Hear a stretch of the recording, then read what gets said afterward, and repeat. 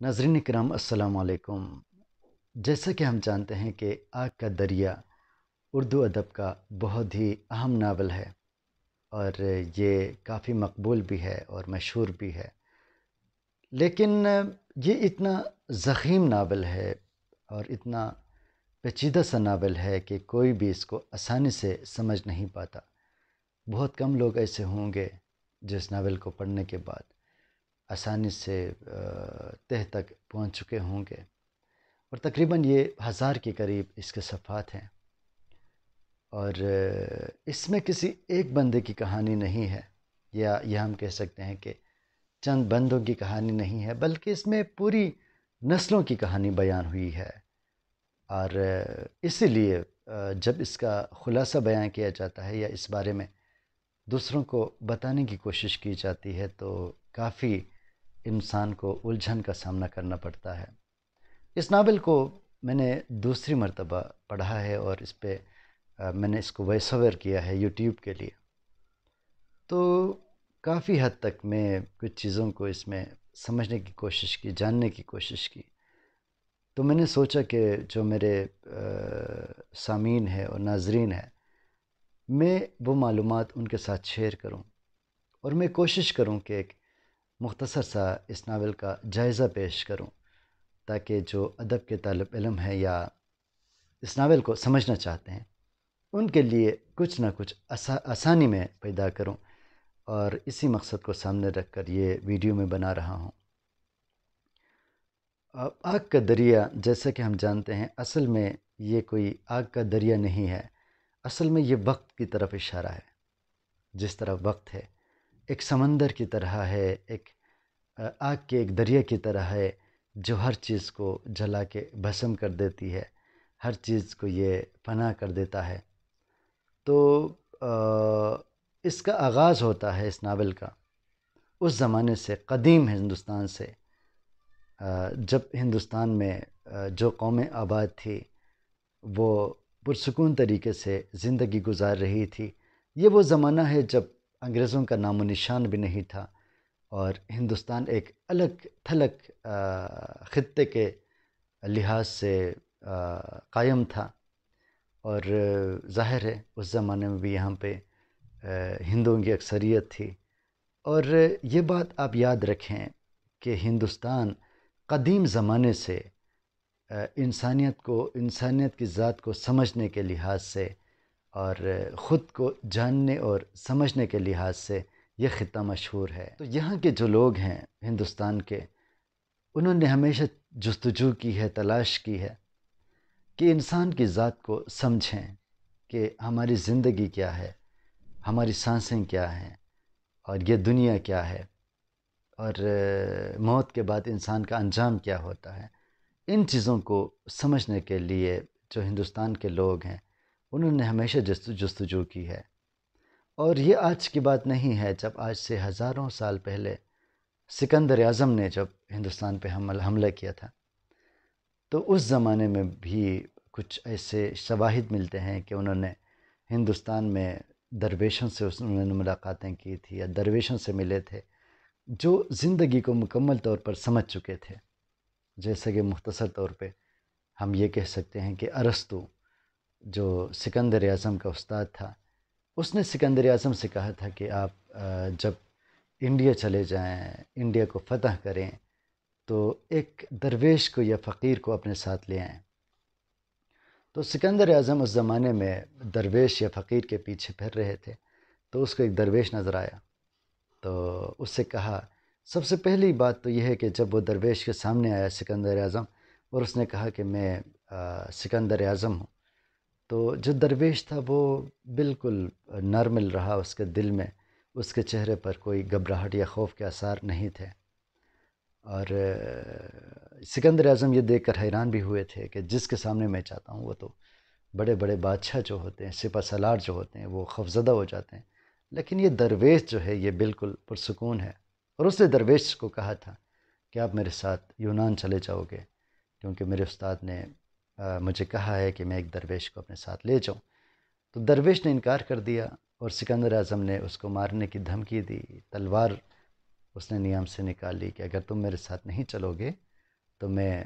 تلوار سے تمہیں ختم کروں گا۔ لیکن اس بات کا درویش پہ کوئی اثر نہیں ہوا،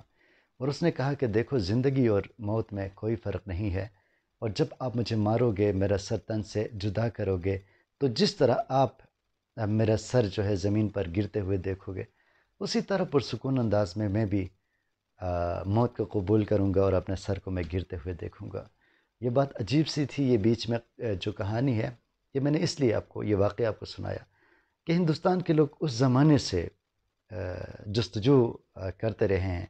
کہ وہ انسان کی ذات کو سمجھیں، انسان کی ذات کو جانیں۔ آگ کا دریا جو ناول ہے، اس میں بھی قرۃ العین حیدر جو ہیں، انہوں نے اس زمانے کو ہمارے سامنے پیش کرنے کی کوشش کی ہے جب ہندوستان میں ہر طرف امن اور سکون تھا، اور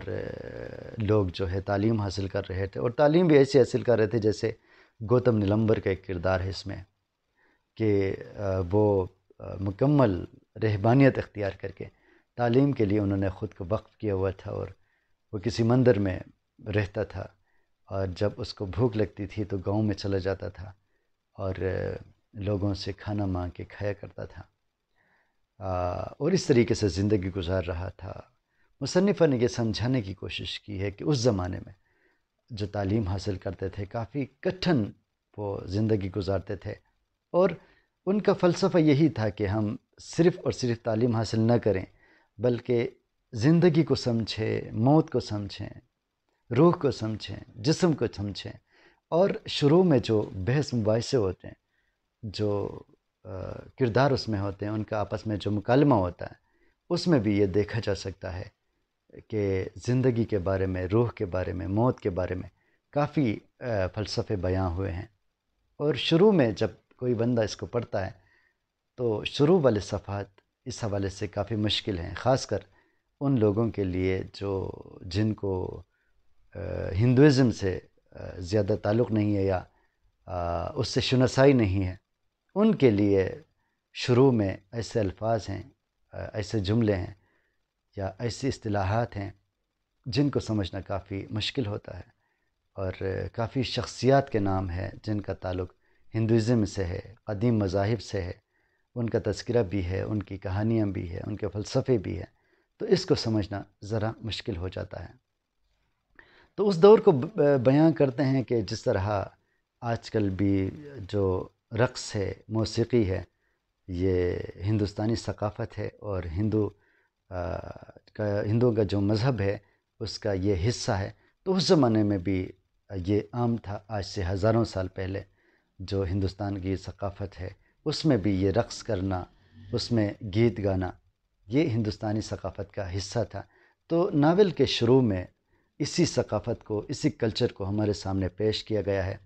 اور اس کے ساتھ ساتھ بڑے ہی خوبصورت انداز میں نیچر کو بھی سامنے لانے کی کوشش کی گئی ہے کہ اس زمانے میں جنگلات کا سماں کیسا تھا، لوگوں کی طرز زندگی کیسی، سوچ کا محور کیسا تھا، اور اس زمانے میں یہ جو فرقہ پرستی ہے یہ بھی آج کل کی طرح عام نہیں تھا۔ لوگ آپس میں ہمدردانہ جذبات رکھتے تھے، ایک دوسرے کا جو مذہب ہے اس کی عزت کرتے تھے، اور امن کے ساتھ، محبت کے ساتھ زندگی گزار رہے تھے۔ اور اس کے بعد جب مسلمانوں کا دور آتا ہے تو اس کا تذکرہ ہے، اور اس میں یہ بتایا گیا ہے کہ اس وقت کے جو ہندو تھے وہ مسلمانوں سے محبت کرتے تھے، اور جب بعد میں انگریز جب ہندوستان پہ قابض ہو گئے تو وہ مسلمان بادشاہوں کو یاد کر کے، ان لیڈروں کو یاد کر کے رویا کرتے تھے، اور افسوس کیا کرتے تھے کہ ان کی حکومت بہت اچھی تھی، اور وہ اچھی حکومت کرتے تھے۔ یعنی اس زمانے میں جیسا کہ آج کل جو دونوں ملکوں کے درمیان، ہندوستان اور پاکستان کے درمیان کافی ایک گیپ قائم کیا گیا ہے کہ یہ ایک دوسرے سے دلوں میں نفرت سی محسوس کرتے ہیں، اس زمانے میں ایسا کچھ بھی نہیں تھا۔ سارے ہندوستان میں جتنے بھی مذاہب کے لوگ تھے یہ بہت ہی امن کے ساتھ، محبت کے ساتھ رہتے تھے اور زندگی گزارتے تھے، اور ایک دوسرے کے جتنے بھی تہوار ہوتے تھے یا مذہبی تقریبات ہوتی تھی ان میں بھی شرکت کرتے تھے، کوئی پابندی نہیں تھی، کوئی دشمنی نہیں تھی۔ اس کے بعد جی آگے تذکرہ ہوتا ہے انگریزوں کی آمد کا، کہ کس طریقے سے انگریز ہندوستان میں آئے تھے. اور یہاں پہ عجیب بات میں آپ کو بتاؤں کہ جس طرح عام تاریخ لکھتے ہوئے ہم یہ کہتے ہیں کہ انگریز داخل ہوئے تھے، وہ کشتیوں کے ذریعے آئے تھے اور انہوں نے ہندوستان میں داخل ہو کر یہ کیا تھا وہ کیا تھا، لیکن مصنفہ کا انداز تھوڑا سا اس سے الگ ہے. وہ جب انگریزوں کی بات کرتے ہیں، ہندوستان میں داخل ہونے کی بات کرتے ہیں، تو وہ کسی ایک انگریز کردار میں گھس گئی ہے، یعنی ایک کردار کے احساسات کے اندر وہ اتر کے اس کے احساسات کو ہمارے سامنے رکھا ہے. جیسے اس دور میں ایک کردار ہے، اس کا نام سرل ہے، اور وہ انگلستان میں بے روزگاری کی زندگی گزار رہا ہے، اور وہ جو ہے ہندوستان کی طرف آتا ہے کشتیوں کے ذریعے. تو اس وقت اس انگریز کے جو احساسات تھے ہندوستان کے لیے یا ہندوستانیوں کے لیے، مصنفہ نے اس کردار کے اندر جھانک کر اس کے خیالات کو ہمارے سامنے پیش کیا ہے. سرل جو تھا وہ جب ہندوستان آ رہا تھا تو اس کے احساسات کیا تھے، یعنی بہت سے قصے اس نے سنے تھے، کہانیاں اس نے سنی تھی. پھر ہندوستان کے بارے میں جو اس کے خیالات تھے ان کا اظہار ہوتا ہے، اور جو ان کے دلی کیفیات تھے ان کو مصنفہ نے سامنے لانے کی کوشش کی ہے. پھر وہ ہندوستان آ جاتا ہے اور کس طریقے سے جو سونے کی چڑیا جو اس کو کہتے تھے، تو اسی کی مدد سے وہی بے روزگار نوجوان لینڈ لارڈ بن جاتا ہے، اور انگلستان میں اور ہندوستان میں اس کا بہت بڑا کاروبار بن جاتا ہے. اور بات آگے بڑھتی ہے، اور آگے بڑھ کر پھر انگریزوں نے جس طریقے سے ہندوستان میں حکومت کی تھی، جس طرح سرل کے کردار کے ذریعے اس نے یہ بتانے کی کوشش کی ہے کہ ہندوستانی جو لوگ تھے ان کے ساتھ بالکل جانوروں جیسا سلوک کیا جاتا تھا. اور کشتی میں آتے ہوئے سرل نے جو کشتی بان ہوتا ہے ہندوستانی، اس کو مخاطب کرتا ہے کہ سور کہہ کر، یعنی اس سور سے کہہ دو یا اس سور کے بچے سے کہہ دو کہ کشتی تیز چلائے یا یہ یا وہ. تو اس سے اندازہ ہوتا ہے کہ یہ جو انگریز لوگ ہیں وہ ہندوستانیوں کو کس نظر سے دیکھتے تھے، کس طرح حقارت سے دیکھتے تھے. اور ہندوستان آ کر بھی وہ جب ہندوستانی لڑکیوں کو اپنے ساتھ رکھتا ہے، اور شادی کیے بنا بھی ان کو جو ہے نا لڑکیاں فراہم ہوتی ہیں، وہ کسی کو بھی اپنے ساتھ رکھ سکتا ہے. اسی تہذیب کو بھی مصنفہ نے بیان کیا ہے. مختصر یہ ہے کہ اس دور میں انہوں نے ہمیں یہ سمجھانے کی کوشش کی ہے کہ انگریز ایک طرف ہندوستان سے بے تحاشا دولت لوٹ رہے تھے اور عیاشی کر رہے تھے، تو دوسری طرف جو یہاں کے لوگ تھے ان کو انتہائی گھٹیا سمجھ رہے تھے، برا سمجھ رہے تھے. اور اس کے باوجود یہاں کے جو لوگ تھے ہندوستانی لوگ، وہ انگریزوں سے متاثر تھے اور ان کے جو ظلم ہے وہ سہتے جا رہے تھے. بات آگے بڑھتی ہے، اور آگے بڑھ کر وہ دور آتا ہے جب ہندوستان اور پاکستان آپس میں تقسیم ہونے کا جب وقت آتا ہے. جیسا کہ ہم جانتے ہیں یہ کوئی ڈھکی چھپی بات نہیں ہے کہ انگریزوں نے جاتے جاتے مسلمانوں اور ہندوؤں کے درمیان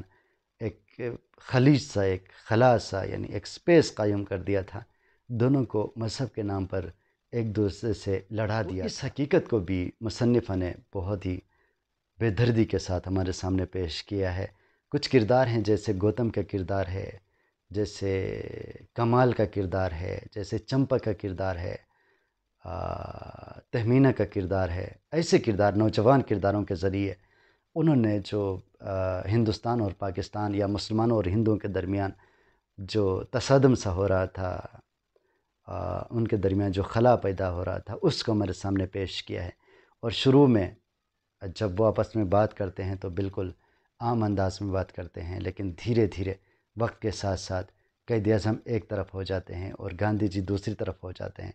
تو جو ہندو کردار ہیں وہ ہندوستان کی بات کرتے ہیں، اور جو مسلمان ہے وہ ہندوستان میں جو مسلمانوں پر ظلم ہوتا ہے اس کو سامنے رکھتے ہوئے وہ پاکستان کی بات کرتے ہیں، آزادی کی بات کرتے ہیں. اور پھر اسی طرح دھیرے دھیرے ان کے درمیان ایک اسپیس، ایک خلاصہ بن جاتا ہے. اور یہاں پہ مصنفہ کے خیالات کو اگر آپ پڑھ لیں تو وہ آزادی، یعنی اس تقسیم کے خلاف نظر آتے ہیں، اور کچھ انہوں نے ایسا موقف اختیار کیا ہے جس سے ان کی یہ رائے سامنے آ جاتی ہے کہ یہ جو تقسیم ہوئی تھی یہ ہندوستان کے حق میں نہیں تھا، اور یہ ہندوستان کے لیے ایک نقصان دہ عمل تھا۔ اس کے بعد یہ جو کردار ہوتے ہیں یہ باہر چلے جاتے ہیں، یعنی کیمبرج چلے جاتے ہیں، لندن چلے جاتے ہیں، پیرس چلے جاتے ہیں، اور وہاں بھی لندن میں بھی ان کی ملاقاتیں ہوتی ہیں، جہاں پہ انہوں نے کچھ انگریز کردار بھی اس میں شامل کیے ہیں، جیسے سرل کا کردار ہے، یہودی کردار بھی ہیں۔ اور عجیب بات یہ کہ اکثر مصنفہ جو ہیں اس میں جو یہودیوں کی زبان ہے وہ بھی استعمال کرنے لگتے ہیں، اور ان کی جو سوچ ہے ان کو بھی ہمارے سامنے پیش کرنے کی کوشش کی ہے، انگریزوں کی سوچ کو بھی سرل کے ذریعے اور دیگر جو لوگ ہیں ان کے ذریعے ہمارے سامنے پیش کی ہے۔ اور اس کے بعد جب پاکستان بن جاتا ہے تو پاکستان بننے کے بعد جو کیفیات سامنے آتی ہیں ان کو مصنفہ نے کافی سخت انداز میں ہمارے سامنے پیش کیا ہے، جس کو جو ہے پڑھ کر عجیب سا فیل ہوتا ہے۔ جیسے سب سے پہلی بات تو یہ ہے کہ ہندوستان میں کمال جو ہیں وہ لندن سے پاکستان بننے کے بعد انڈیا آ جاتے ہیں، چونکہ وہ مسلمان ہیں اس لیے جب انڈیا آ جاتے ہیں تو اس کو عجیب نظروں سے دیکھا جاتا ہے، اور وہ خود محسوس کر رہا ہے جیسے لوگ کہہ رہے ہوں کہ یہ جاسوس ہے، یہ غدار ہے۔ تو یہی چیزیں اس وقت سامنے آ گئی تھی کہ جو مسلمان تھے ان کو غدار کی نظروں سے دیکھ رہے تھے، اور ایک جاسوس کی حیثیت سے ان کو دیکھا جا رہا تھا۔ اور جب کمال ہندوستان میں آ جاتا ہے تو وہاں پر اس کا جو گھر ہے اس کے خلاف بھی کیس بن جاتا ہے، اور بتایا جاتا ہے کہ اس کے بڑے چچا کے نام پر ہے، اور چونکہ بڑے چچا ہجرت کر کے پاکستان چلے گئے تھے اس لیے حکومت جو ہے اس مکان پہ قبضہ کر لیتی ہے، کہ کمال کو کہا جاتا ہے کہ دیکھو یہ تمہارے بڑے چچا کے نام رجسٹر ہے، چونکہ وہ پاکستان جا چکا ہے اس لیے جو لوگ پاکستان چلے جائیں ان کی زمینوں پر، ان کے گھروں پر جو ہے حکومت کا قبضہ ہوگا۔ لہٰذا کمال جو ہے وہ اپنے گھر والوں کو لے کر ہندوستان سے مجبوراً پاکستان ہجرت کرتا ہے، اور پاکستان ہجرت کرنے کے بعد پھر مصنفہ نے یہاں کے جو حالات تھے ان کی بڑی اچھی تصویر کشی کی ہے، اور انہوں نے یہ بتانے کی کوشش کی ہے کہ جو مسلمان تھے انہوں نے سوچا تھا کہ ہم پاکستان جائیں گے تو وہاں پر بڑے اچھے حالات ہوں گے، ہمیں روزگار ملے گا، ہمیں انصاف ملے گا، اور ہم ایک پرسکون زندگی گزاریں گے، خوش زندگی گزاریں گے۔ لیکن بدقسمتی سے یہاں کے حالات ہندوستان سے بھی خراب تھے، عجیب تھے۔ جیسے یہاں پہ خاص خاندانوں کی حکومت تھی، اور جو غریب لوگ تھے وہ انتہائی بری زندگی گزار رہے تھے، ان کو کھانے کے لیے روٹی نہیں مل رہی تھی، اور ان کے لیے کوئی خاص بندوبست نہیں تھا، اور جو لوگ ہندوستان سے ہجرت کر کے پاکستان آئے تھے ان کے ساتھ بھی کافی برا سلوک ہو رہا تھا، اور خاص کر کراچی میں، کراچی کی انہوں نے عکاسی کی ہے کہ وہاں پر بھی لوگوں کے ساتھ انہوں نے ٹینٹ لگائے ہوئے تھے، خیمے لگائے ہوئے تھے، اور ان خیموں میں وہ زندگی گزار رہے تھے، اور کافی قسم پرسی کی حالت میں یہ لوگ زندگی گزار رہے تھے۔ اور کمال جو ہے وہ مختلف مقامات پہ کمال کا جو کردار ہے وہ پاکستان آ جاتے ہیں تو مختلف علاقوں میں، جیسے مشرقی بنگال چلے جاتے ہیں، جیسے کراچی چلے جاتے ہیں، اور ان کے ذریعے جو ہے حالات کو سامنے لانے کی کوشش کی گئی ہے کہ اس وقت پاکستان کے کیا حالات تھے،